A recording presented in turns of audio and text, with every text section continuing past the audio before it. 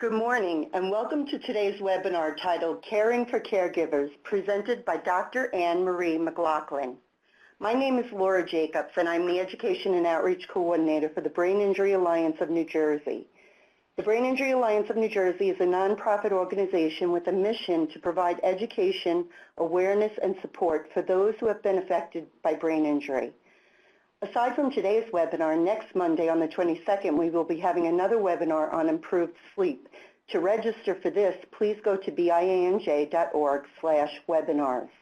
I would like to now present today's speaker, Dr. Anne Marie McLaughlin, who obtained her doctorate in clinical psychology from the University of Maryland and completed an internship and postdoctoral work in neuropsychology.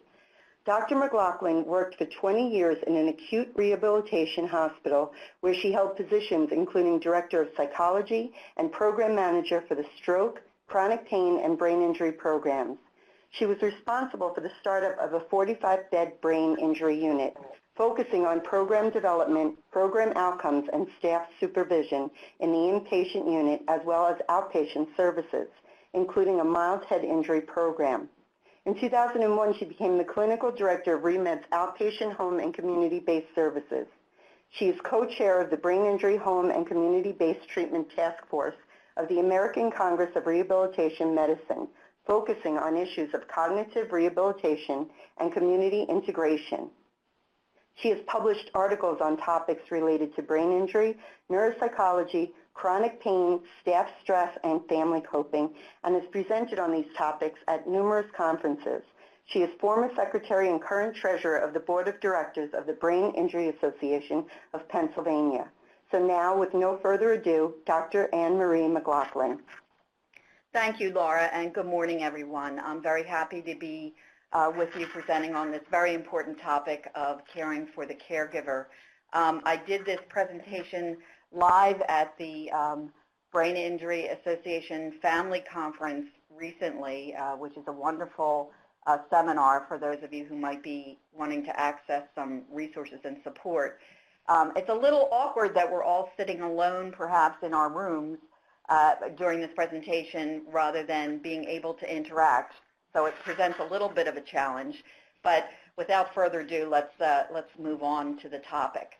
What I'd like to do today is review some of the literature about caregiver burden, and I know that can be a difficult word to use because none of us want to feel that our family members are burdened, but we'll kind of develop that topic.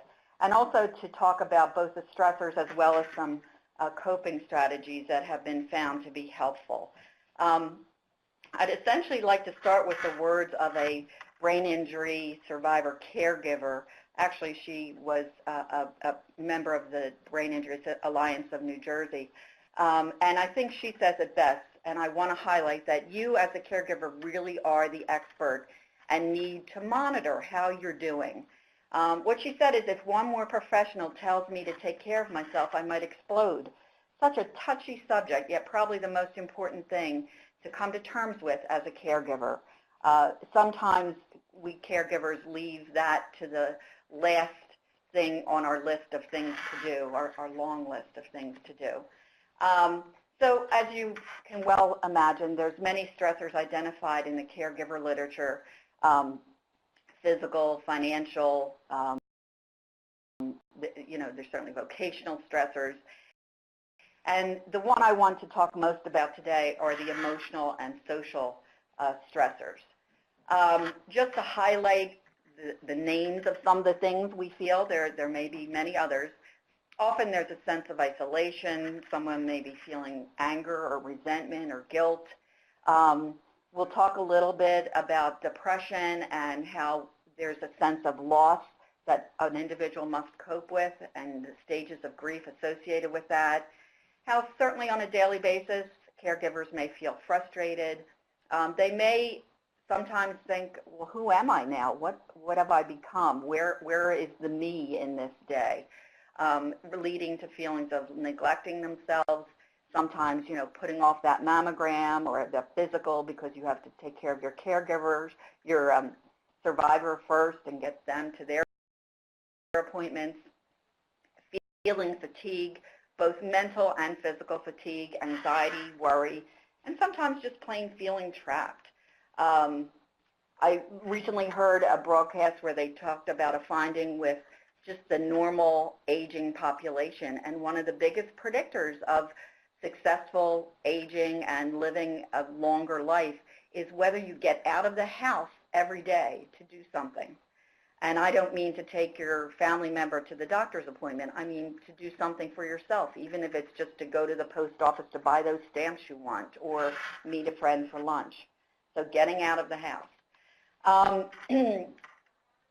There are issues that have arisen over time in brain injury rehab that have contributed, I think, to the stress that caregivers may experience. When I started out in the 80s, the average length of stay for someone with a brain injury to be in the rehab hospital was 9 months. Now it's 25 days or less. And what that has affected is that our relatives come home, or the people with the brain injury come home, quote unquote, sicker. There isn't enough time to plan what the future will hold.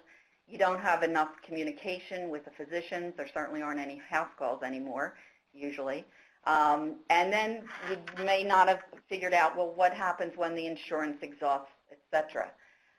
Leaving families, as they've described to me, feeling like they were discharged to home and then they fell off the rehab cliff and had to figure it all out for themselves. And so they may just feel confusion, maybe some anger with the providers and the insurance company, and just generally less prepared and more stressed. As you well know, anytime you're a caregiver, it can be complex. And there's many illnesses, diseases that would involve someone becoming a caregiver. But I think caring for someone with a brain injury or stroke is particularly complex because of the, as I say, the moving parts involved. Because a brain injury or a stroke can affect a lot of functional areas: medical, physical, communication skills, their ability to self-care and do day-to-day tasks, return to work issues, lack of friends or social contacts, mood and behavior. The research shows, for example, that a couple years, 2 years after a brain injury, if you've had a moderate or severe brain injury, a third of the survivors have social contact only with family members. And this, of course, can be very limiting and worrisome for all involved. Generally, our goal is to help people find a place to live, people to be with, and something to do. And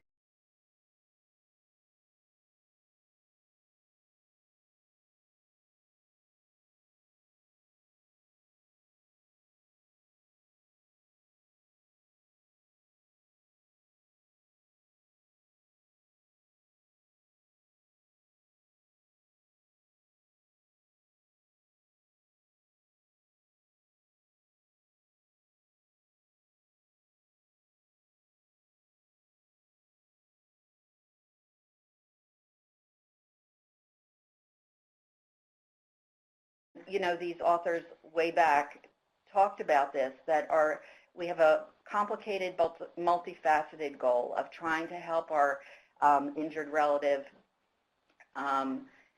to have somewhere safe to live, have a social network, and then productive activities, whether it's work or volunteer. So what we're searching for as we work with caregivers is to help them think about having a structured schedule and a routine.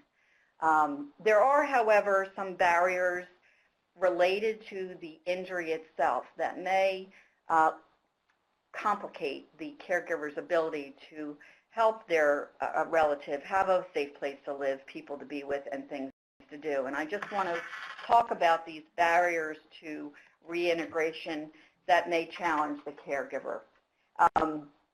And I'm sure many of you could add to this list. I just have a couple of slides with 6 items, but there are multiple issues in addition to the, physical performance, communication deficits.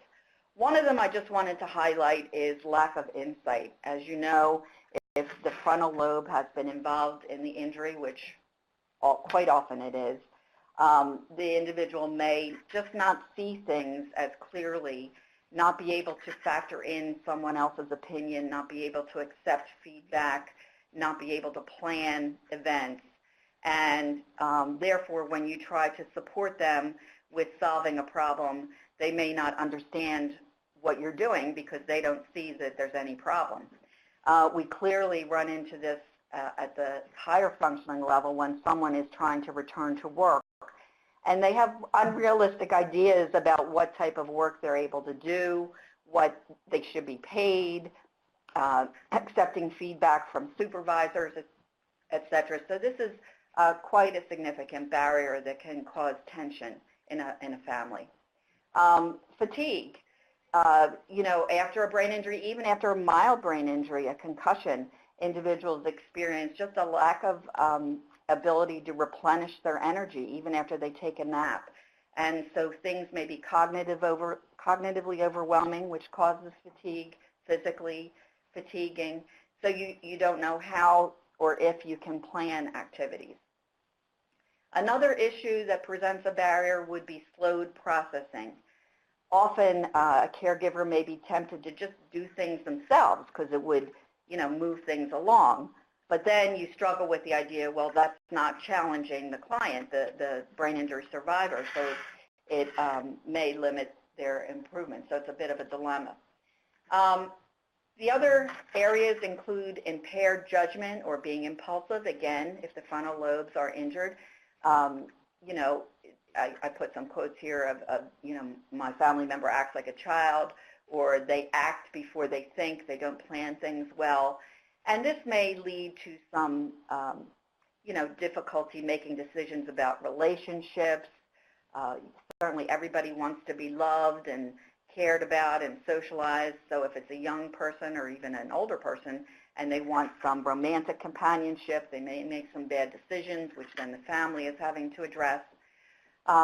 Next area being difficulty with memory and organization, where the caregiver just feels mentally exhausted because they are indeed thinking for more than themselves. They're doing the thinking for two people. And then finally, just the general category of behavioral difficulties, and we're going to talk a little bit more about that, but certainly issues of the survivor being depressed, irritable, maybe even aggressive.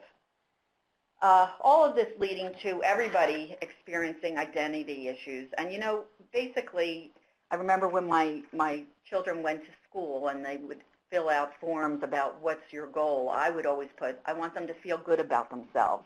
That's what we all need in life. And to feel good about themselves, you have to have a sense of, yeah, I'm okay. I like who I am. And things change after a traumatic injury, and the patient is changing their identity and figuring out who they are now. The family dynamics have changed, and the caregiver has changed because their role has changed, their schedule, just kind of what they can plan for and hope for in their future. So basic identity issues need to be addressed. So everyone is essentially dealing with just changed roles, as I mentioned, perhaps need for supervision, so your schedule changes. Someone who used to be independent now is dependent and certainly doesn't like that. Change friendships, people rally around us when we initially have an injury or an illness, but then naturally over time things, go away and you lose those friendships. Changed activities as a result, and just mood changes. We're going to talk some about the mood and behavior changes that a caregiver experiences.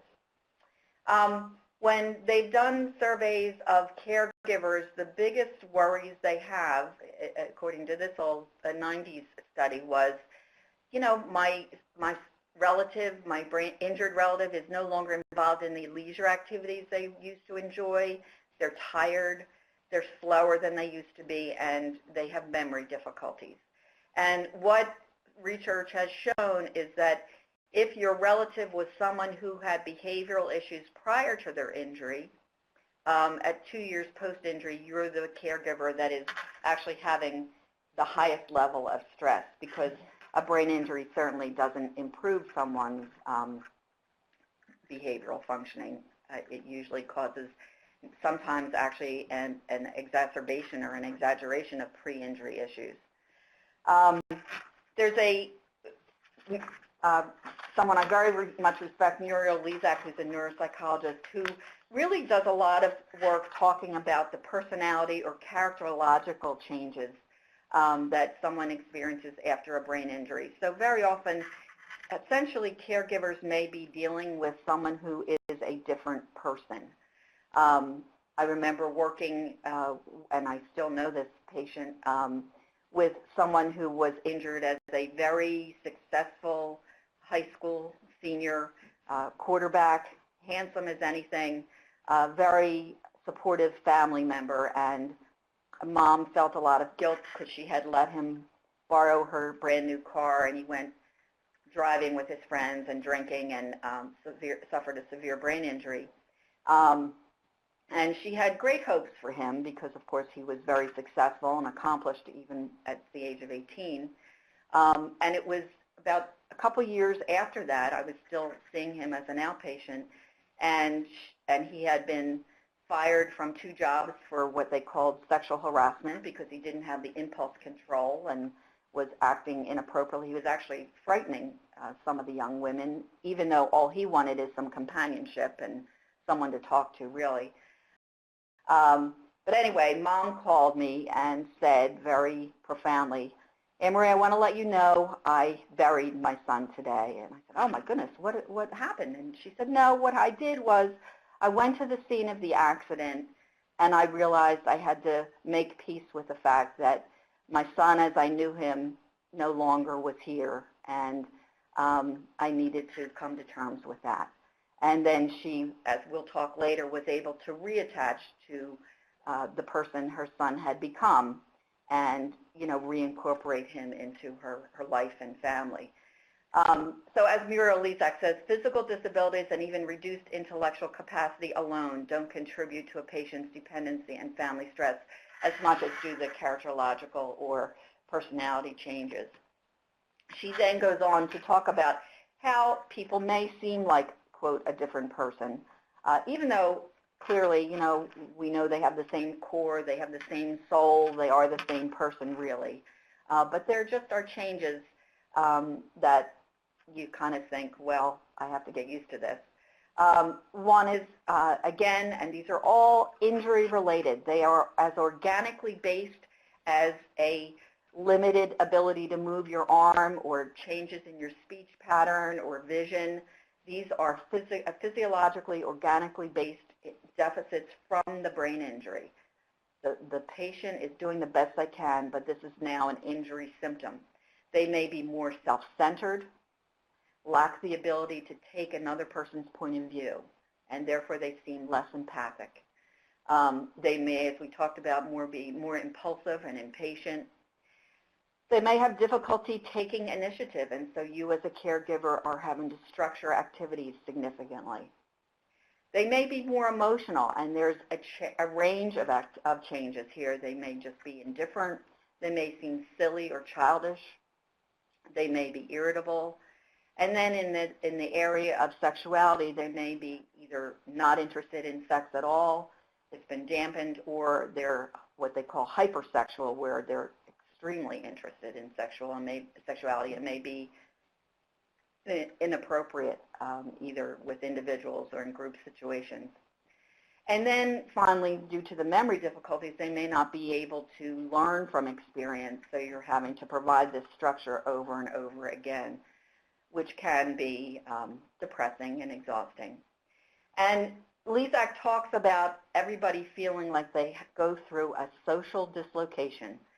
Kind of you're living in the same place and you have the same family, but you just kind of have to figure out all over again how you fit in.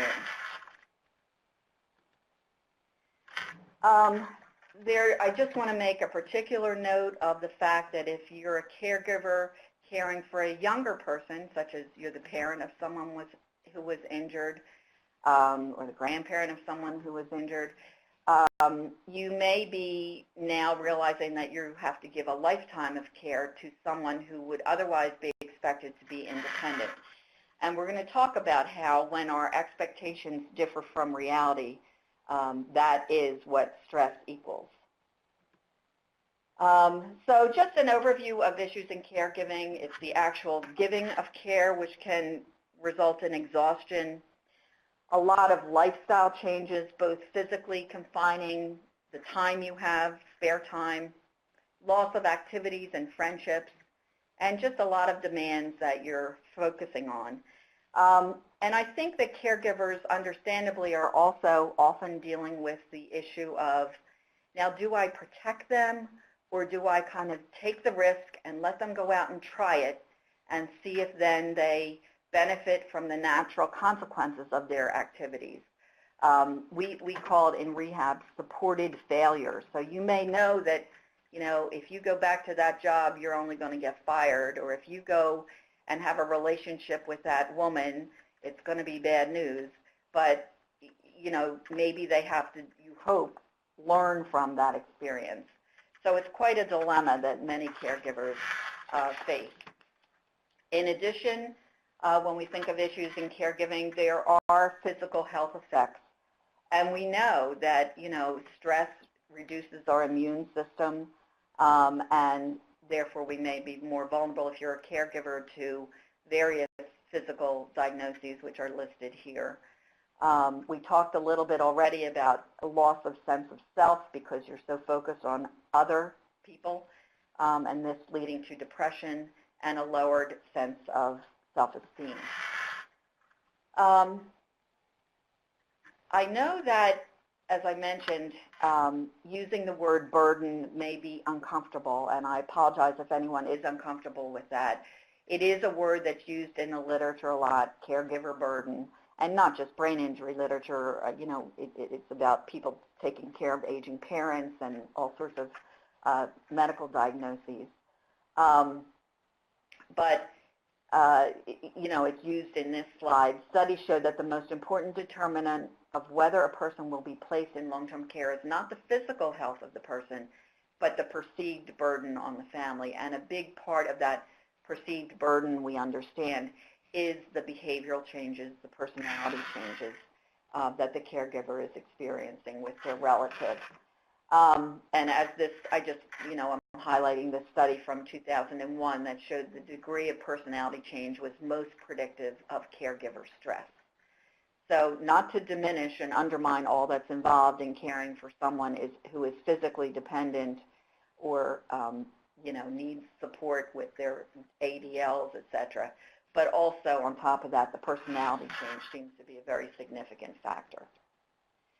And the most common personality changes that we see in the brain injured are listed here: the irritability and aggression that may occur, childishness or dependency, and then just changed ability to control emotions.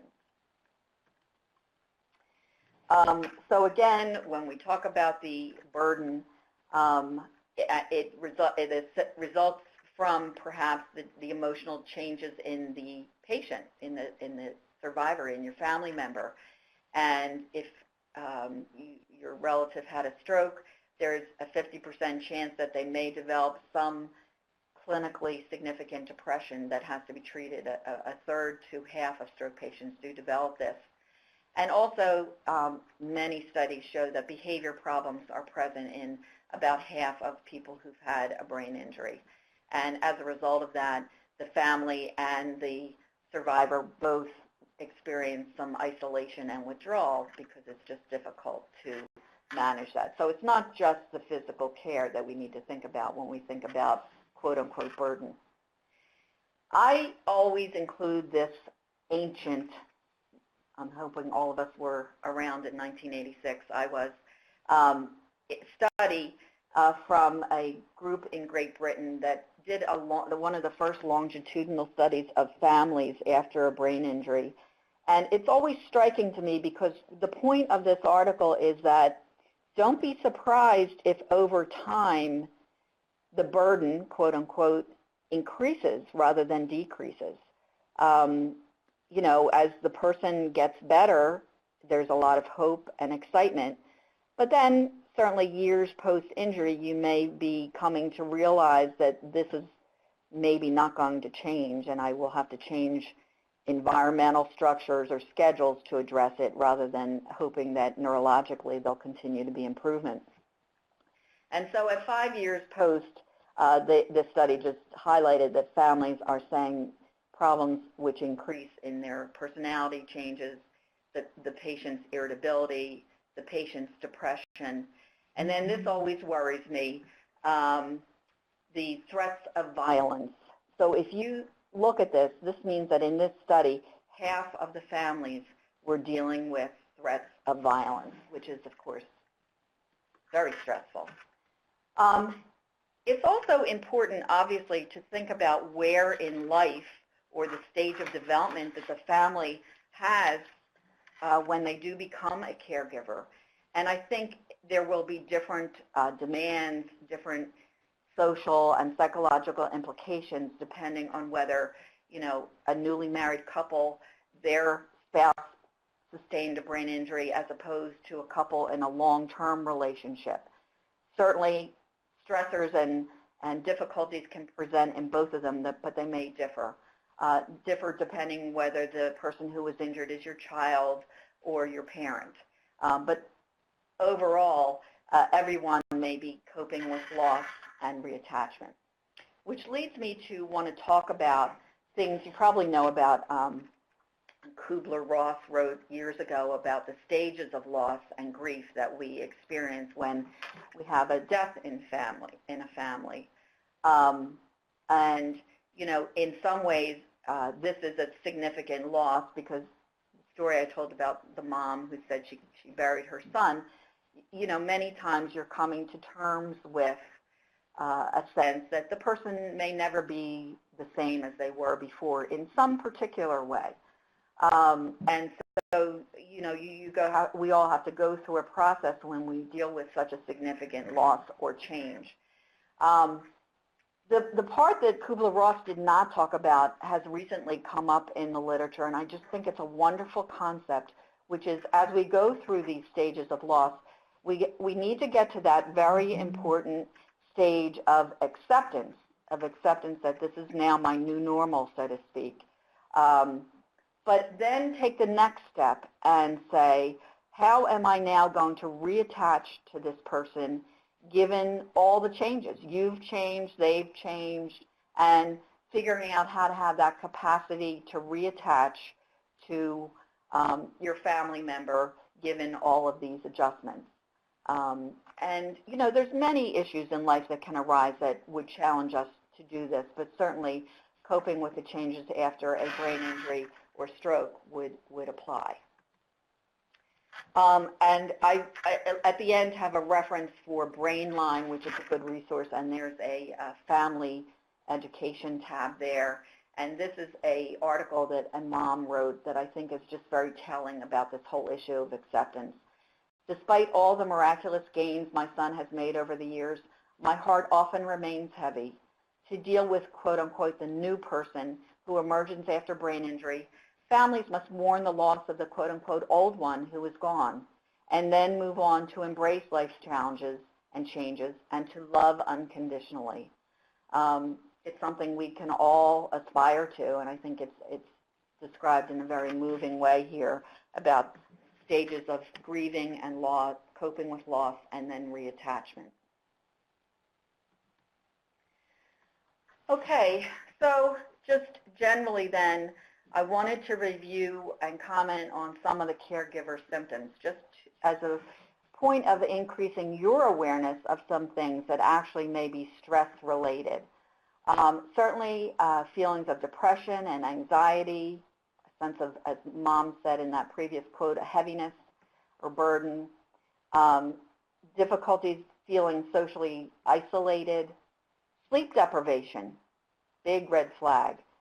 Use of prescription drugs and alcohol, maybe to kind of numb all these feelings of depression and anxiety. There was a very large study that showed that 72% of caregivers of someone with a brain injury showed the signs of clinical depression, and 64% reported high levels of burden.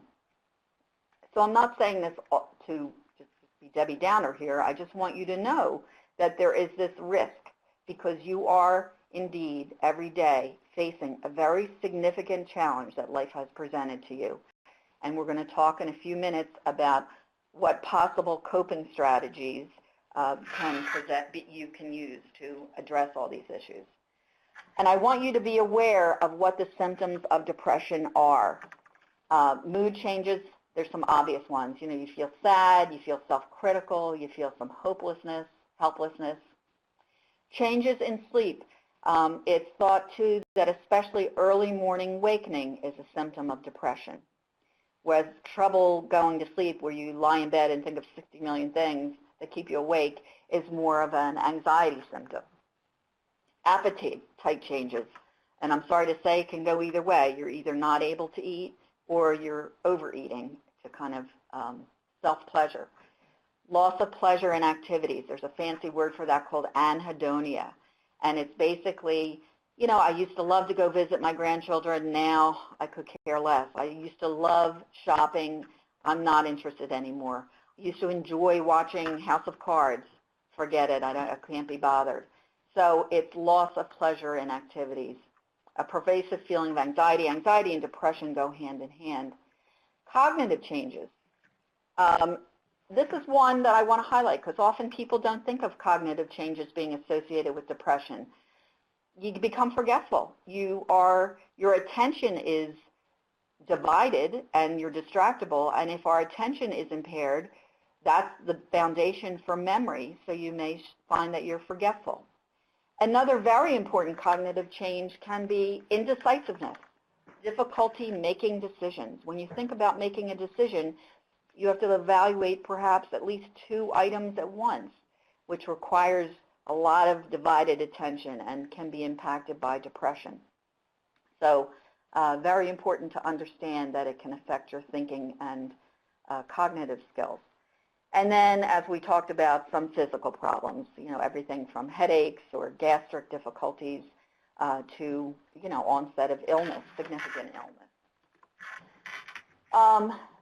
So many studies obviously show that, you know, caregivers need to feel hope, to know what the future holds, because there's a lot of uncertainty, obviously, in brain injury recovery, to have activities for yourself outside the home, and to have your questions answered honestly.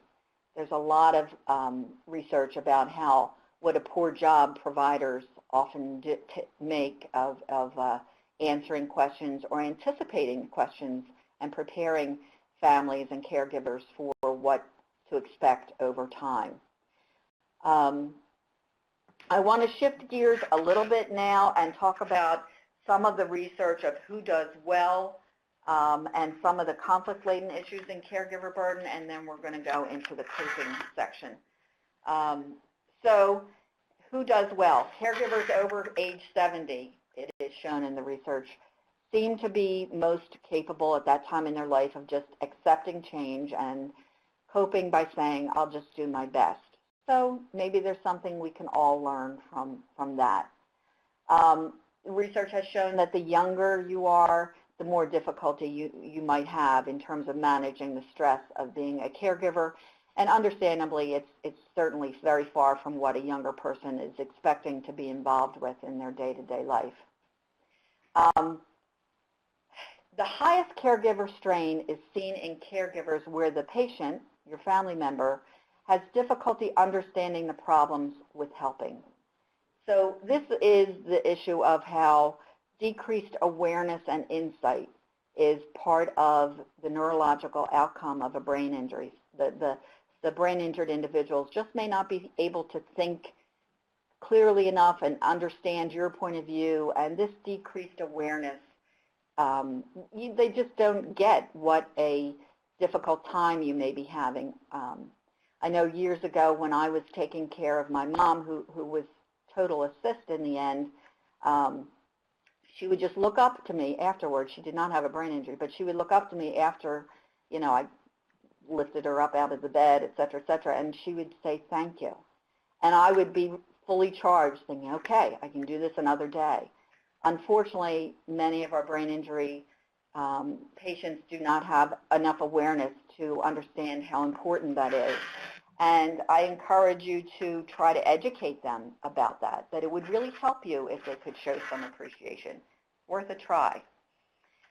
Women also experience stress differently and actually physiologically may have a harder time unwinding. So even people who aren't caregivers, women who go home they've done studies of women on the weekends when they're not working, and it takes longer for women to have their epinephrine levels, which are kind of the stress factors, decrease and relax than it does men. So maybe there's a setup for women who are often the caregivers, and I see there's a lot of women on this call, to decrease our stress level physiologically. So we have to be aware of that. And just in the general population, this is a word about women where they've said that, if you have 3 or more children, you have 90 hours a week of paid and unpaid work, whereas men have 60. So women are just taking on a lot of responsibilities. You may have heard of the sandwich generation idea. It's for those folks who are stuck in the middle, both having children they're taking care of as well as aging parents they're worrying about. You add to that an injured relative, and it certainly highlights the stress factor. Male caregivers, the research has shown, seem to have a greater ability to distance themselves physically and emotionally and have less guilt about, oh, it wasn't perfect, I didn't get her exactly the food she wanted, and just more ability to accept that it's not in their power to make someone feel happy. I've seen many men say that, well, I can't be responsible for their feelings. I'm going to provide for them, make sure they get to their appointments, pay their bills, but they don't take on the responsibility of the emotional well-being of the person they're caring for. In some cases, again, all research is these gross generalizations, so I don't want anybody to be offended by this, but that's what the tendencies show. So caregivers, understandably, are feeling a barrage of emotions, anger, guilt, resentment, and, very often expectations clash with reality. They're feeling deprived, depressed, isolated. And here's where I just want to tell you the definition of stress that I really have enjoyed most reading about. And the definition is that it is the difference between expectation and reality. And I made a silly kind of a graphic to try to describe this, but I want you to bear with me while I try to put it into words. So basically, if you look at this, there's a bar on the left, the blue bar that goes up to 4, and then on the right, there's a blue bar that goes up to 1, and then the rest of it is red, 3 units of red. What I'm suggesting is that's the 3 units of stress. So let's take an example. Your expectation is that you are going to take an hour to get your relative to the doctor's appointment. And so you have a 1-hour expectation. However, you go, there's construction, there's traffic, there's a sleet storm, and it is taking you 4 hours to get there. Can you imagine how you're feeling during those additional 3 hours? That's 3 units of stress that you've experienced. So we can apply this to other things. The mom I was telling you about who thought her very accomplished son was going to go on to dental school, in fact, was the plan. And in fact, he can't even hold a job at Sears, taking clothing out of boxes and putting it on hangers. So her expectation is certainly significantly different than the reality she has, and that, therefore, is what has defined her stress. So important to think about that when you are in situations.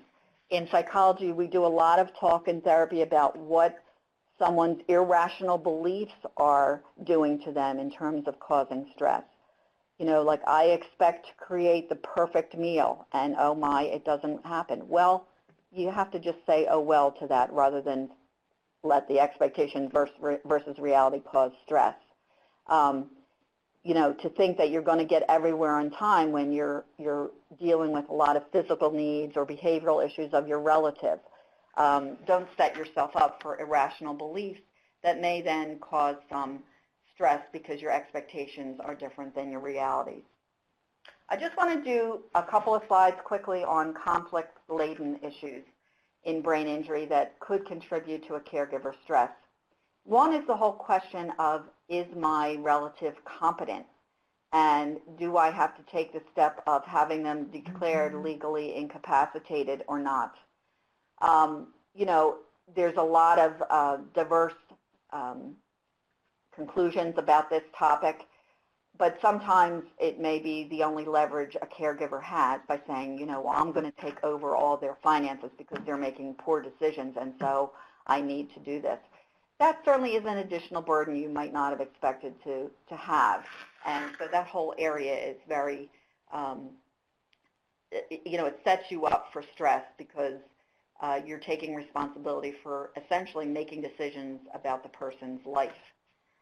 Another built-in conflict-laden situation after a brain injury is that the patient, your relative, may be engaging in risk-taking behaviors because of their frontal lobe difficulties, their impulsivity. They may do, you know, sexually acting out, getting in some trouble there, may be involved with drinking or drugs.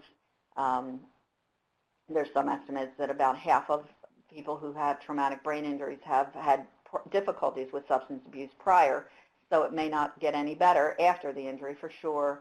Getting into trouble with the law, just being in situations where they could be taken advantage of or endangering their safety, maybe not being accounted for a couple of days. I remember one mother saying to me, I rarely get more than 2 hours sleep because her daughter was climbing out of her bedroom window to go out at night. So dramatic, significant, stress-laden difficulties. Another area is that they may, you know, certainly everybody wants to have companionship and love and romance, and your relative may be making difficult decisions.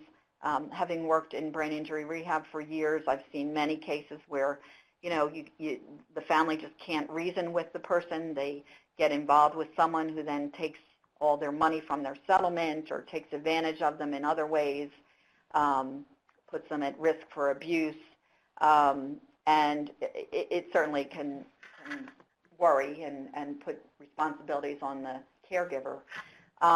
And then finally, this issue I referenced before where you're thinking, now do I let them experience the natural consequences of this bad decision they want to make, or do I engage in enabling behavior and try to, you know, make things okay for them?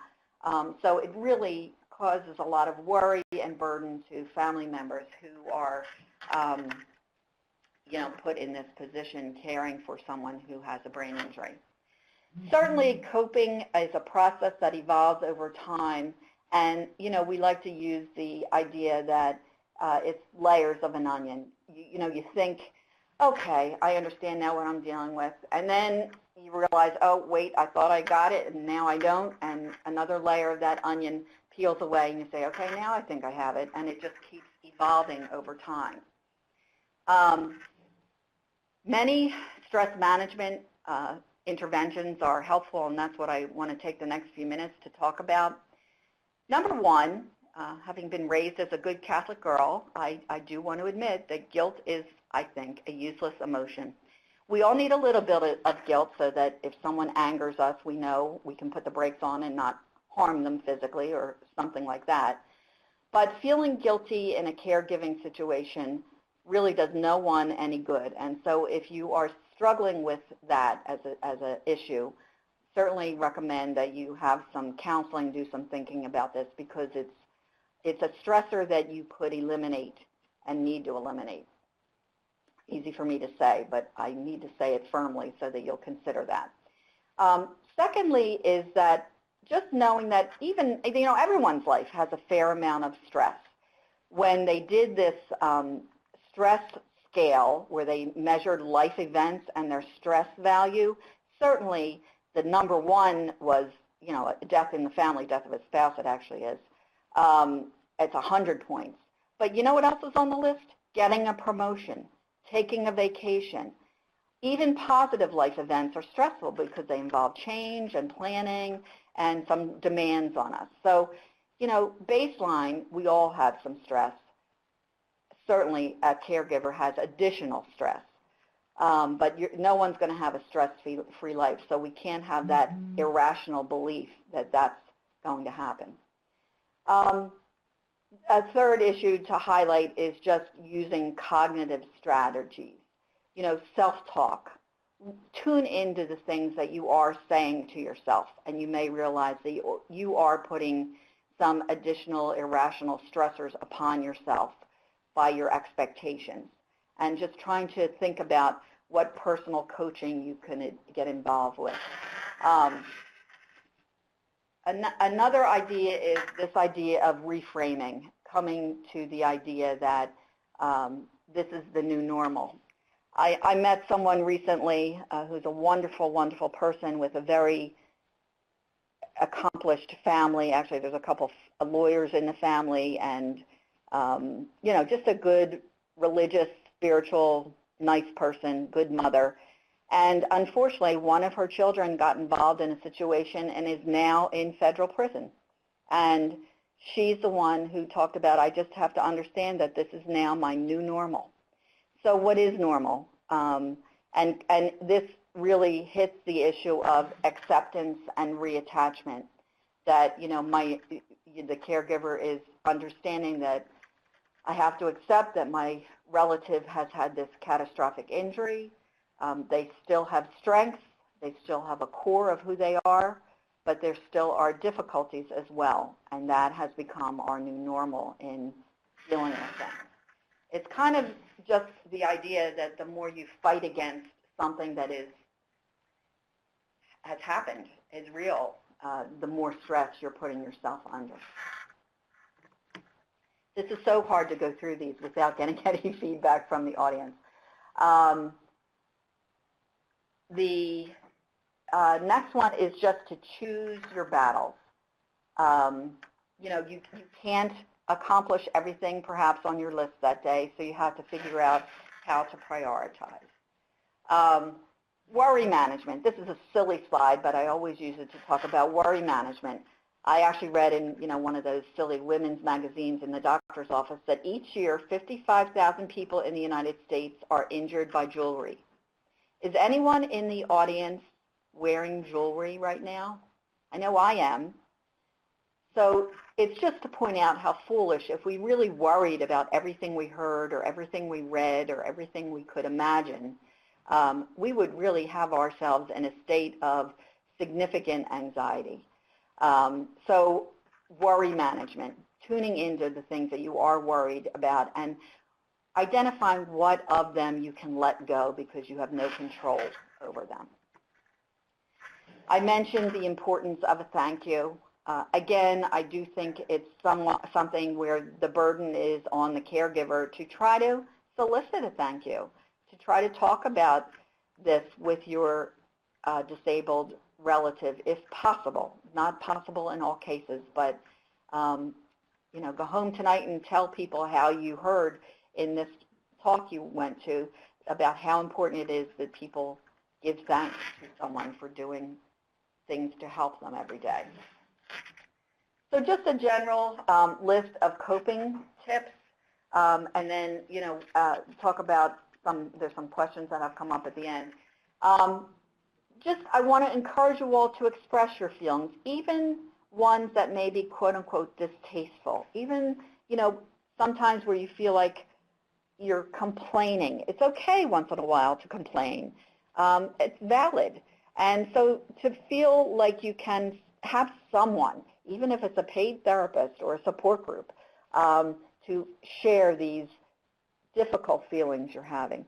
Certainly, we always encourage people to remember earlier, happier times and the nature of the commitment you have to your relative. We always, in the hospital, encourage people to bring in pictures of their injured relative, in happier times so that we, the providers could understand who they are as a person and what their history is and the meaning of their core self. Very important when we're trying to commit to helping someone and care for them day to day. Connect with spirituality is very important, gives you strength for those folks who have that gift in their life. Increase your awareness that being a good person also means you will take care of yourself. That's the full story. And also sometimes allowing yourself to consider, do I need time out? Do I need someone else to help me out now, or should we consider placement or respite? Sometimes that's the natural and appropriate decision. Difficult though it be. Understand that some reactions you have may be grief reactions, and that's a normal part of the process. Speaking of grief, whenever we go to a bereavement counselor, for example, they will highlight the importance of having a routine.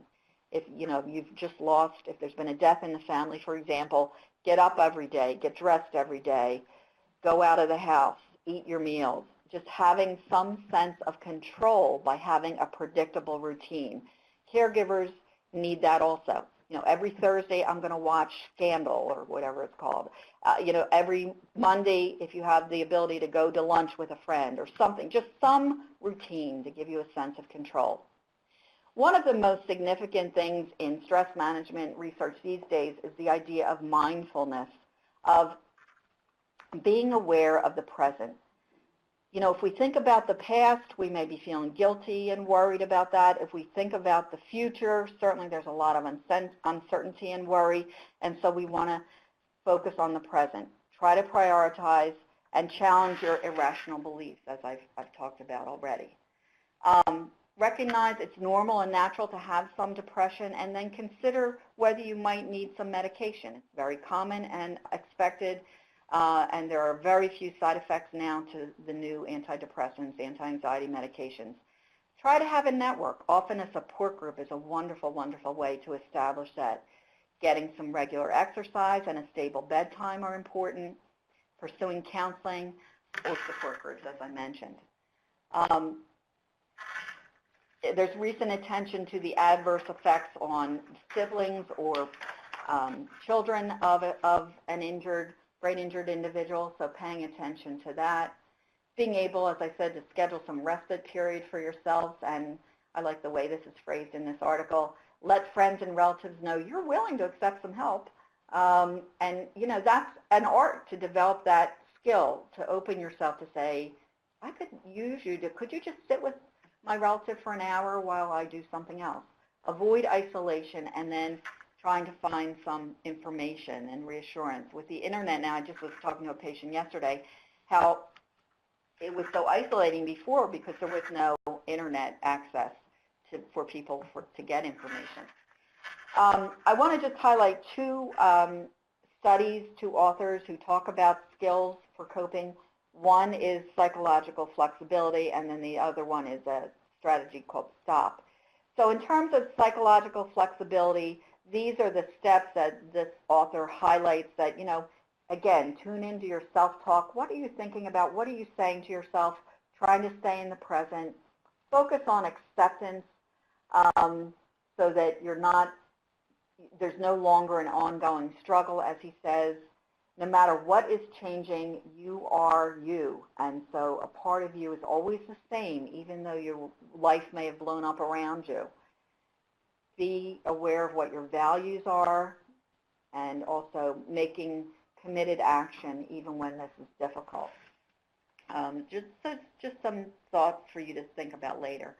And then this author, or in Brainline actually, summarizes some coping strategies where they say, seek support, take time, opt for help when you can, prioritize your needs. I just thought those 4 ingredients were really very helpful in thinking about caregivers managing stress. I want to mention, too, that this recent study showed that there's a direct, strong correlation between your ability to have social support and your ability to function well as a family after brain injury. So that is really an important idea. that reaching out and having social support is a key ingredient in successful coping for a family managing a brain injury. Okay, this is where I want to tell you a little parable, and it's based on the idea that it's important for us to self-reflect, to be aware of what our triggers are for stress, because they may go undetected and cause physical or emotional trauma if we're not tuned in. And I'm sorry if I don't want to offend animal lovers, but this is an old parable. I actually heard it on TV last night, which is weird. I've been using it for years myself. It's from Senge, who does sort of business management training.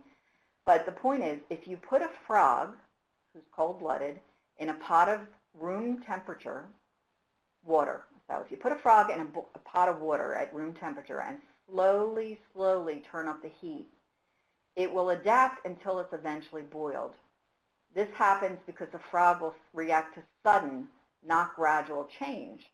So the frog is cold-blooded and it'll adapt to change, and before you know it, the water has gradually gotten to a boiling point and killed it.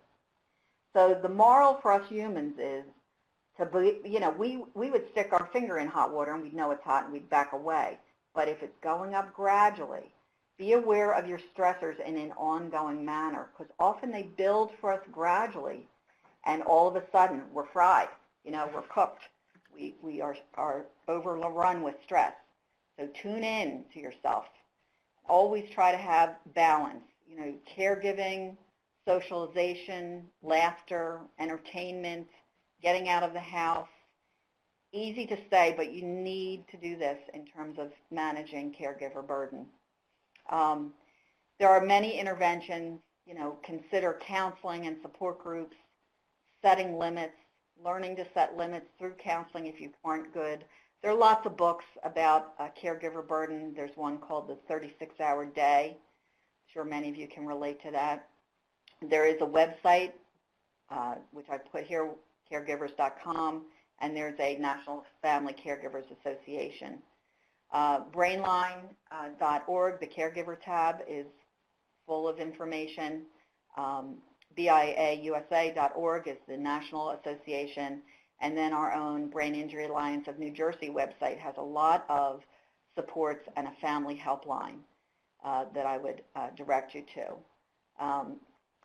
We really appreciate the corporate circle partners for helping BIANJ do things like this webinar.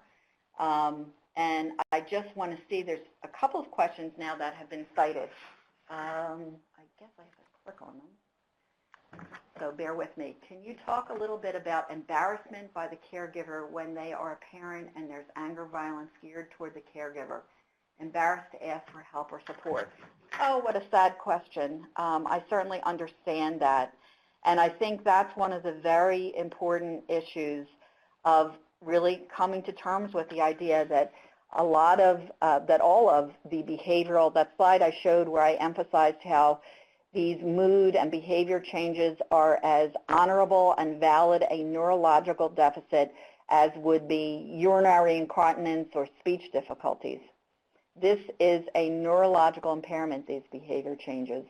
And so it's a medical issue. Frame it however you want. Medical issue, neurological issue, something that the relative cannot control, the injured relative cannot control, and the caregiver cannot control. And so just to reframe it that way, that it's something that you would ask for help. Just as you'd take your relative to the doctor if they would have a fever, you need to ask for help, whether it be medication management, psychiatry, a neighbor or another family member helping you address it, taking them for therapy. Very important question. Again, embarrassment in my mind feels a little bit like guilt too. And if you feel yourself feeling that kind of a useless emotion, I know, we're so proud of our children, for example, and you want to have them reflect well on you. And indeed, they're doing the best they can too, is important to mention. Very often, unfortunately, the burden of educating others falls on the caregiver. I always say this to my patients, too, who've had brain injuries. The burden of educating others about how this injury has affected you falls on you, so you need to take that by the horns. The next question is, what are some key characteristics you think help caregivers cope well? I would highlight the issue of acceptance and flexibility. Accepting, and this relates to the prior question, that this is part of the injury and I'll do the best I can. And flexibility that, you know, it's not going to be perfect. You know, not putting yourself under those irrational beliefs and being able to shift, set, and, you know, handle things differently than perhaps your expectations might have shown. How do you get other family members to get involved when they don't see the day-to-day challenges and stress? Excuse me for my difficulty reading. I'm looking up at the board for our way here. How do you get other family members involved? You get other family members involved. I mean, it's easy for me to say, but the answer is in the question. The burden, these are all kind of related, aren't they, these questions? The burden does fall on the caregiver to educate others and to educate them about what your needs are, but also what your limits are. And, you know, if the family member is unable to have empathy with you, that's a very significant issue, and things like family therapy could be considered seriously. To talk about how you're in crisis and you need support, your injured relative needs their support, it would help family functioning. Again, that study showed that there's a strong correlation between the amount of social support and how the family is able to function after a brain injury. So it's a very key issue. The relative, the caregiver who is trying to deal with this in isolation is not doing them any favors, and they're not doing any favors to the injured person, because they're going to burn out and perhaps get sick. So it really is critical. I mean, I would escalate this to crisis level to ask for support and educate others about what your limits are. I thank you all very much for your attention, and